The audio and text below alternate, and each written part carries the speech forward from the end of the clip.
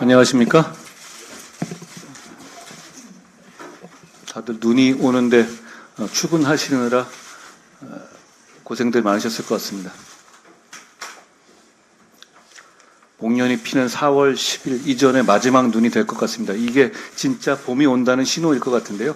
저희가 국민을 위해서 더 열심히 뛰겠다는 다짐을 한번 같이 해봅니다. 저희가 오늘 김수광, 박수훈 이 두 영웅들의 삶과 죽음을 추모하는 행사를 가졌는데요. 저희가 오늘 이 두 분들을 추모하는 묵념을 하고 시작했으면 어떨까 싶습니다. 자, 일단 묵념.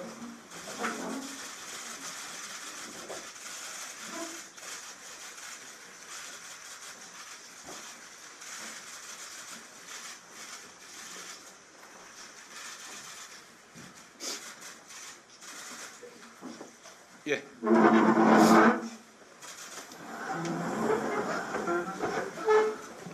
그날 뵀던 이 김수광, 박수훈 두 분의 가족분들의 얼굴이 선합니다. 진심으로 위로의 말씀을 다시 한번 드립니다. 우리 국민의힘은 김수광, 박수훈 같은 영웅들의 삶과 죽음을 이어받아 국민을 위해서 더 봉사하고 더 몸을 낮춰서 혼신의 힘을 다하는 정당이 되겠습니다.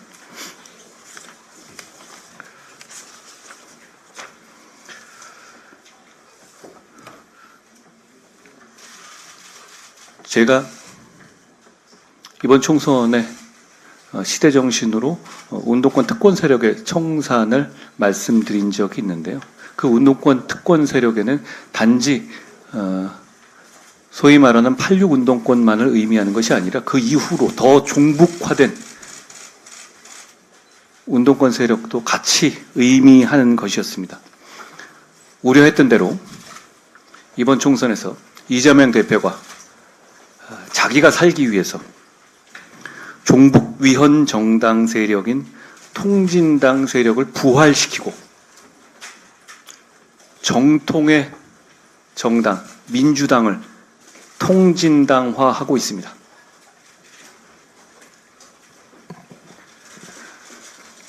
통진당의 후신인 진보당과 선거연합을 단지 비례정당, 비례의석 몇 석 주는 의미가 아니라 지역구에서까지 당선시키게 하겠다고 이제 발벗고 나서고 있습니다. 운동권 특권 세력, 이재명 개딸 세력, 이런 종북 통진당 세력, 거기다 조국까지 정말 살벌한 라인업입니다.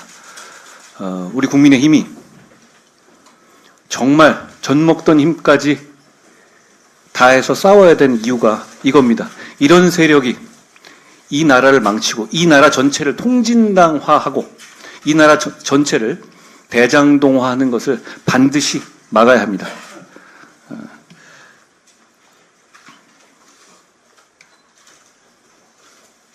대장동, 이재명, 정진상, 김용 등 이 피고인들의 변호인들이 민주당의 공천에서 하나같이 순항죽이나는 보도를 봤습니다. 보통 이런 범죄 혐의를 방어하는 변호인들은 그 범죄 혐의의 내막을 잘 알게 마련이죠. 그렇기 때문에 이재명 대표 입장에서는 무서울 겁니다. 이런 분들이. 그렇기 때문에 이런 식으로 사천의 공천을 하는 것 같은데요. 저는 이 문제를 제기하고 싶습니다. 이렇게 공천하는 건 공천으로 자기 범죄에 변호사비 대납하는 겁니다. 단순한 대장동식 공천을 넘어서 변호사비 대납 공천, 정말 어디까지 가겠다는 것인지 제가 묻고 싶습니다. 이런 분들이 국회를 장악하게 될 경우 지난 몇 년간 민주당 입법 독재 폭주로 국민들께서 끔찍하셨죠. 이런 분들, 대장동식 공청, 대장동의 변호사, 이런 분들만 모이는 종북 통진당의 후신들, 이런 분들만 모이는, 이런 분들이 다수화돼서 입법 독재를 하는 국회를 생각해 보십시오. 정말 끔찍합니다. 그걸 반드시 막아나겠다는 말씀을 드립니다.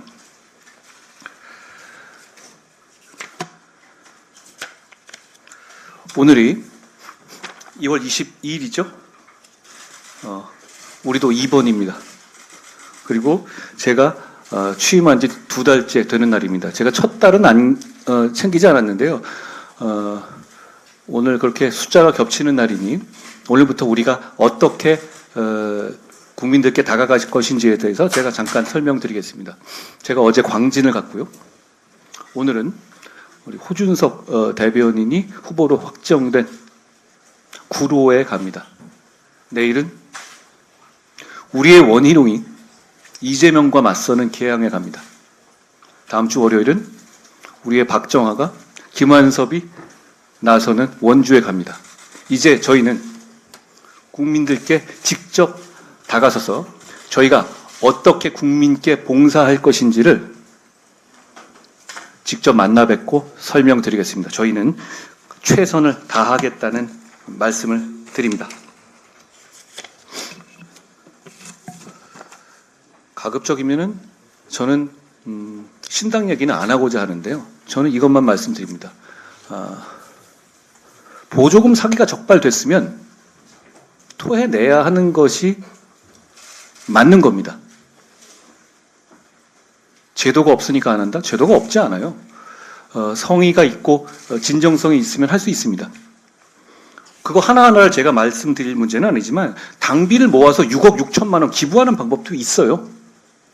그리고 어차피 급조된 정당이기 때문에 자진 해산할 경우에 국고에 그 6억 6천이 반납되게 하는 방법도 있습니다. 그럼 해산하고 나서 다른 식으로 재창당할 수도 있는 것 아닙니까? 결국 의지의 문제입니다. 저는 진정한 개혁이 뭔지를 생각해 봅니다. 국민들께서도 생각해 보시라고 생각합니다. 제 말씀은 오늘 여기까지 하겠습니다. 대표님.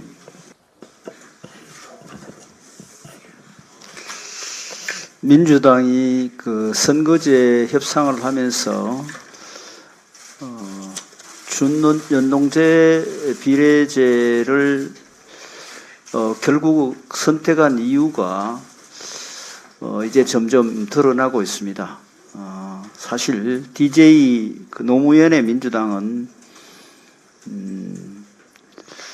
중도 우리 입장에 있는 국민들을 생각해서 지하에서 활동하던 세력들, 반 대한민국 세력들에 대해서는 일정한 거리를 두고 있었습니다. 근데 민주당이 이 준연동형 비례제 국민도 모르고 정치인도 모르고 계산기만 아는 선거제를 고집하더니 이제 민주당이 신원 보정을 해서 지하에서 반 대한민국 활동을 하던 세력들이 당당히 국회에 진출을 하는 그런 그 길을 열어주고 있습니다. 민주당이 반미 종북 반 대한민국 세력의 숙주가 되기를 자처하고 있다고 해도 과언이 아닙니다. 이번 총선에서 우리 국민의힘은 국민과 함께 반미 친북 세력, 괴담 유포 세력들이 국회에 진출해서 대한민국 국회를 아수라장으로 만들고 또 국회가 그 민의의 전당으로서 제 역할을 하는데 문제를 유발할 것으로 생각하기 때문에 대한민국 국회를 지키고 또 대한민국을 사수하기 위해 최선을 다하겠습니다. 또한 이번 선거의 승리를 저희들이 한다면 반드시 민주주의 역사상 가장 퇴행적이라고밖에 볼 수 없는 준연동형 비례제를 폐지하겠다는 약속을 국민들께 드립니다. 정부가 어제 그 지역 균형 발전과 지방 경제 활성화를 위해 그린벨트 해제 요건을 대폭 완화하기로 했습니다. 지금까지는 국책 사업만 총량 규제의 적용 없이 그린벨트를 해제할 수 있었지만 이제는 지자체 역점 사업도 총량 규제 적용을 받지 않게 되었습니다. 또한 지금까지 개발이 전면 금지되었던 1, 2등급지 그린벨트도 지방에 한해서는 풀기로 했습니다. 다만 이 경우에는 환경 가치 보존을 위해 동일한 면적을 신규 그린벨트로 지정해야 합니다. 그리고 20년간 정치적으로 운영된 환경 등급 평가 체계도 개선하기로 했습니다. 지금까지는 6개 환경 지표 중 1개만 1, 2등급이었던 1, 2등급이면 개발이 불가능했지만 앞으로는 이런 일부 지표의 등급 기준을 완화하는 등의 방식으로 바꾸기로 했습니다. 이번 조치는 김대중 정부의 그린벨트 해제 조치 이래 20년 만에 가장 큰 변화로 지역 발전에 중요한 계기가 될 것으로 기대합니다. 윤석열 정부의 지역 균형 발전 원칙은 지방이 스스로 비교 우위에 있는 전략 산업을 발굴하고 중앙 정부가 제도와 예산으로 적극 지원을 한다는 것으로 이번 조치는 이 원칙을 적용한 것이라 하겠습니다. 역대 정부가 많은 애를 썼지만 지금 우리나라의 지방 위기는 최악의 수준입니다. 지방을 위한 나라는 없다고 해도 좋을 정도였습니다. 소멸 위험 지수로 볼 때 2023년 9월 기준 소멸 위험 지역은 전국 229개 기초단체 중 무려 122개에 이릅니다. 지방이 살지 않으면 나라가 살 수 없는 상황입니다. 지방 살리기의 핵심은 정원도시로 유명한 순천처럼 지방 스스로 전략산업의 육성을 통해 자생력과 경쟁력을 키우는 것입니다. 이번 그린벨트 해제 요건 완화 조치는 지방 스스로 일어서는 데 큰 도움이 될 것입니다. 30조 원대 폴란드 무기 수출을 비롯해 K방산과 K원전 수출, 해외 건설 사업을 뒷받침하기 위한 수출입은행법 개정안이 기재위 법안 소위를 통과했습니다. 민주당이 전향적으로 입법에 나서준 데에 대해 매우 환영합니다. 이런 게 바로 민생입니다. 또한 윤석열 대통령의 지난 대선 공약이었고 현재 우리 당에서 적극 추진 중인 양육비 국가 선지급제 역시 시급한 민생 현안입니다. 여성가족부도 지난달 양육비 선지급 제도 도입 방안을 검토 중이라 했고 우리 당 소속 여가위의 정경희 간사와 김미애, 지성호 의원 등 우리 당 의원들뿐만 아니라 야당 의원들도 법안을 다수 발의한 바 있습니다. 어제 여가위 법안 소위가 8개월 만에 열렸습니다. 그동안 민주당이 상임위 개최를 합의해 주지 않아 작년 하반기 내내 못 열다가 어제 비로소 소위를 열어 양육비 국가 선지급제를 논의했습니다. 이틀 전 민주당이 양육비 국가 대지급제도 도입 공약을 발표한 만큼 이 문제를 전향적으로 조기에 마무리 짓기를 희망합니다. 법안 처리에 속도를 내는 게 민생을 살리는 길임을 다시 한번 강조드립니다. 이왕 민생에 대해서 말씀드리는 김에 한 가지 더 말씀드리도록 하겠습니다. 이틀 전 민주당 원내대표께서 교섭단체 대표연설에서 중소기업 부품 하나가 대기업 제품의 성패를 좌우한다라고 말씀하시면서 중소기업을 위한 법 제정을 많이 했다고 강조하셨습니다. 그 발언이 우리 중소기업 사장님들에게 큰 울림을 주려면 그에 앞서서 중대재해처벌법 2년 유예 법안부터 통과시키는 게 순리에 맞지 않나 하는 생각입니다. 50인 미만 사업장에는 소재, 부품, 장비 산업과 뿌리 산업을 비롯해서 제조업 공급망 핵심 업체들이 포함되어 있습니다. 그뿐만 아니라 물고기를 잡는 소형 어선의 선장과 선주도 중대재해처벌법 대상이 된다며 어민들이 저를 찾아와 하소연하기도 하였습니다. 이런 것부터 해결해 주는 것이 민생이고 민주당 원내대표께서 역설하신 협업의 정치임을 다시 한번 말씀드립니다. 지난주 화요일 우리 김예지 비대위원께서 영화관 장애인 관람석 관련해서 장애인 등 편의법 시행령 개정에 대해 말씀하신 바 있습니다. 우리 당 공약개발본부에서는 동료 시민들이 실생활에서 부딪히는 현실적 문제를 신속하게 해결해 드리기 위해 이름하여 쏜살 배송이라는 새로운 전달 체계를 마련하였습니다. 조금만 고치거나 다듬으면 시민들이 겪는 불편이나 어려움을 해결해 드릴 수 있는 정책 공약을 쏜살같이 전달하겠다는 우리 당의 실천 의지를 담고 있습니다.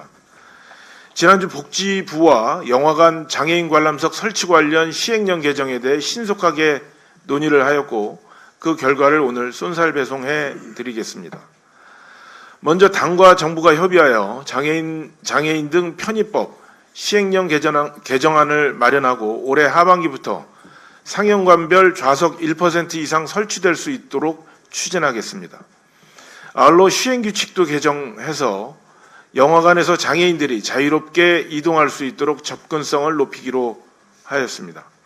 또한 한국장애인개발원, 편의증진기술센터 등과 연계해 지도감독을 강화하겠다고 했으며 올 하반기에는 공연장, 관람장, 집회장 등에 대한 장애인 편의시설 실태 표본 조사를 실시할 계획입니다. 국민의힘 공약개발본부는 앞으로도 동료 시민들의 더 나은 삶, 더 희망찬 내일을 위해 노력하겠습니다. 이상입니다. 저희가 이번 총선을 준비하면서 우리 정책위원장님하고 원대님하고 이런 결의를 했습니다. 우리가 승패도 중요하지만 우리가 내놓은 약속을 이 공간과 시간에서 최대한 실천해서 국민의 삶을 조금이라도 나아지게 하는 것을 결과로 만들자라는 것이었거든요. 저희가 하려고 하는 것이 이것이었습니다. 별것 아닌 것 같지만 국민에게 분명히 도움이 되는 것들을 찾아서 미루지 않고 생색내지 않고 바로바로 실천하겠다는 다짐을 다시 한번 해봅니다. 고맙습니다. 김혜주 의원님.